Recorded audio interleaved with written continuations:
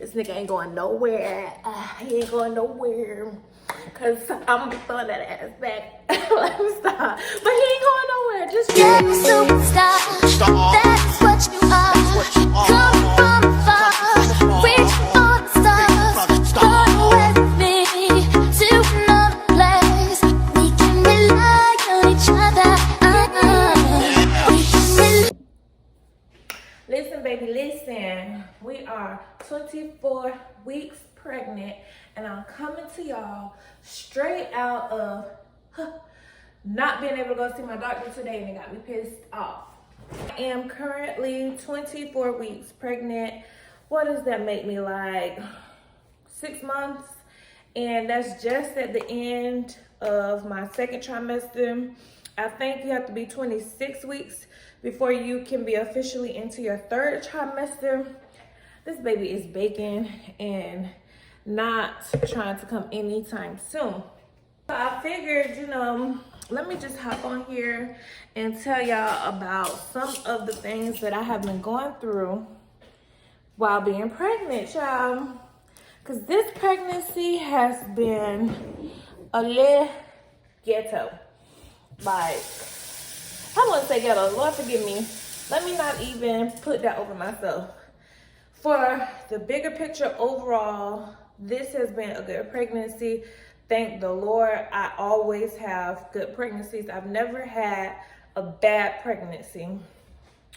And even though it's some minor nuances that I've been going through, I kind of feel like I'm still blessed beyond measures. But I just wanted to talk about like some of the things in pregnancy that people don't talk about, because all we see on Facebook and Instagram is the happy pictures. And your girl be going through real deal ish around here. Like, some of the complications I've gone through in this pregnancy, I don't know if it's because I'm older. I'm 32. Like, I don't know if it's because I'm older. I'm not 16, where stuff really didn't matter to me. Like, I'm 32. I'm more in touch with my body. I actually care about what's going on and the stuff around me. I'm like in full mommy mode because I'm already a mother of 3 kids. Y'all already know this is my 4th kid. So I'm just like in the area where I'm like everywhere. Like, I have dealt with depression in this pregnancy, and I'm starting with the depression because baseline, like outside of being pregnant, I deal with depression. Hence my inconsistency on YouTube. It's not because I'm lazy. It's just like I go through these spurts when I just get, a little low. With pregnancy and all of the hormones from my first trimester, like, depression hit me hard. And when I tell y'all hard, it hit me hard. Because I'm like, damn, I'm finna have a 4th kid. I'm 32. I'm tired of this shit. I had my first kid at 17. I ain't trying to be out here raising kids still. Like, I'm about to be 50 before I even can be like out here living kid free. I'll probably be a grandma. So, I was having all the feels, like, really, but thank God for my husband. Every time I would say something negative, he'll be like, babe, stop saying that shit. Like, no, don't say it. Like, my husband wasn't playing with me. Thank God. Like, God really sent me a man that was able to be patient with me, because truth and be told, like, being pregnant really put my previous relationships like to the test, because you're hormonal. You can't control it. Like, I know I was a crazy BI, but I mean, I couldn't control it. It was my hormones. That's how I was feeling. And in the moment, I felt legit in my concerns. Outside of my husband being completely awesome, like, sidebar. One night I woke up like I had a nightmare. Like, I had a dream that my 2 boys, my 2 current sons, Cameron and Calvin, got taken away from me. And I felt like I was a bad mom. Like, it was a legit feeling. Like, I felt them being taken, the hurt, the fear, the pain. And I woke up at like 3 a.m. crying.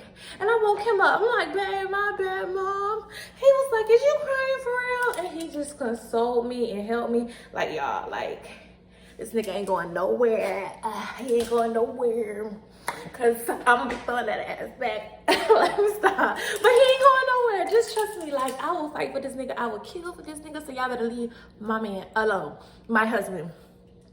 But anyways,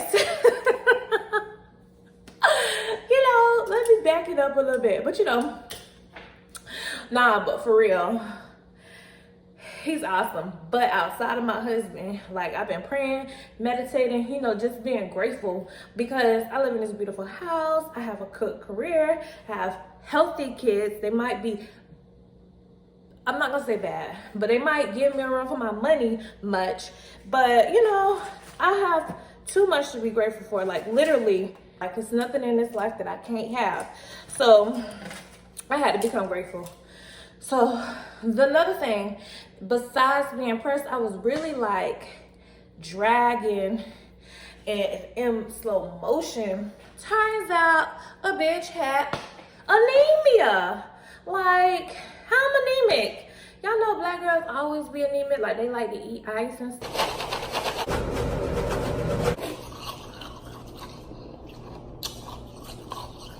And I thought it was just a pregnancy craving that I like to eat ice. Nah, I had anemia. Like, it wasn't to the point where I needed to get a blood transfusion, but it was to the point where it had to be addressed because I was gonna need a blood transfusion if I didn't turn my ways around. So they had put me on some iron. Ooh, ooh, runaway tongues. Here, let me go see. Let's go see. So they put me on iron. Let's go in here and talk about my vitamins, whatever. I take this prenatal multi-DHA, and let me cover up my name. This is the prescription for the iron pills that they gave me. And because iron, a common thing with iron is it'll make you constipated. Like, a bitch was constipated. So I take, what's this? Stool softeners, like, every day, like clockwork. But, fun fact, for anemia, for iron has to be paired with vitamin C so that your body can absorb it better. Because I don't know if y'all know, but just because you take vitamins, your body is not going to absorb all of the vitamins. It's only going to absorb a certain amount. Damn, my lip gloss, it's been acting up the whole time and y'all even tell me. Y'all bitches is fake. But anyways, I've been cussing a lot, so that's gonna be the last cuss word I use in this video. But anyways, so I bought this like emergency with 1,000 milligrams of vitamin C in it because this vitamin C gave me heartburn. I started out with these prenatals, but they were just so nasty. The gummies, they were so nasty, I couldn't even take them. So I had to switch over to the capsules. Your girl, not only was she depressed, she was constipated AF in that first trimester. But once I finally started bringing up my iron levels, pooping on a regular, your girl was feeling free. Now I got so much energy because it's not being sucked away from a baby. And oh my gosh, like, another thing that I went through was gas. When I tell y'all I'm so gassy now, I feel so bad for my poor husband. Like, I burp so much, like I can't even control it. If I go like this, it might be like it's just burp. So I've been on Tums like crazy for the acid reflux and the gas. Then a girl, I have borderline high A1C. This is for all my nurse girls out here that's watching this. A high A1C is depending on like what kind of type of diabetic you are. I have a 5.6, and 5.6 literally is the last normal like level for A1C. If I was 5.7, I would be pre-diabetic. And my doctor, my first doctor, didn't even address it with me. So honestly, I had to fire that doctor. Like, at 20 weeks, y'all, I fired my doctor. And I'm gonna have to just step on my soapbox for a little bit. I fired my doctor at 20 weeks, which is midway through my pregnancy, because one, she wasn't my original doctor. I had a GYN doctor who I love, but she does not do the OB part. She only does the GYN part. So I had to find another doctor. So I was like, okay. Mind you, I told you I was depressed in the first like half of my pregnancy, like in the first trimester of my pregnancy. So I wasn't really trying to go to no doctor. So I didn't go looking for a doctor until I was like 3.5 months. Like I was like 15 weeks before I actually went looking for a doctor. And so I was a little bit behind the curve. So I really only went to her for like a month because I fired her ass at 20 weeks. But I was looking around, searching, and the only reason why I chose this lady is because she was Hispanic. It's a whole nother soapbox as to why I don't really deal with Caucasian doctors. Like my 2 doctors, I only had 1 Caucasian doctor, and that was for Calvin, my baby.